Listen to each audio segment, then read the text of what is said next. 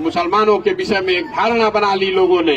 ये लोग किसी के पक्ष में वोट नहीं करते हैं, ये लास्ट तक देखते हैं चुनाव के 2 दिन पहले, और जो भाजपा को हराता है उसी को वोट करते हैं। उसका बहुत बड़ा नुकसान है, इस बात को आप लोग समझिए। क्योंकि जब आप किसी को हराने के लिए वोट करते हैं, समाज में ये धारणा बन गई, तो जिसको आप हरा रहे हैं वो तो आपके साथ नहीं है, जिसको जिता रहे हैं वो भी आपके साथ नहीं है, वो भी आपको बंधुआ मजदूर समझ रहा है। आप देख लीजिए, अभी महागठबंधन की सरकार बनी है, सबसे ज्यादा वोट आपने उस पर दिया है। आपको क्या मिला है उसको गुणा गणित आप अपने पेपर पर लिख के समझ लीजिए, कुछ नहीं मिलने वाला है। ये तरीका ठीक नहीं है, और बहुसंख्यक समाज आपका साथी है।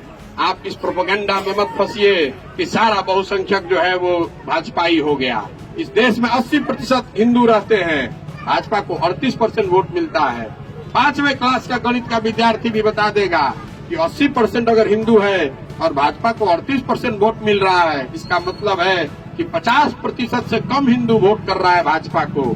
जरूरत इस बात की है कि आप उसके साथ गले लगिए, और गांधी की जो बात थी, हिंदू मुसलमान साथ में मिलकर अगड़ा पिछड़ा सारे भेदभाव को बुलाकर साथ में नई विचारधारा की लड़ाई खड़ी कीजिएगा, तभी आगे खड़े हो पाइएगा, वरना रास्ता निकलने वाला नहीं।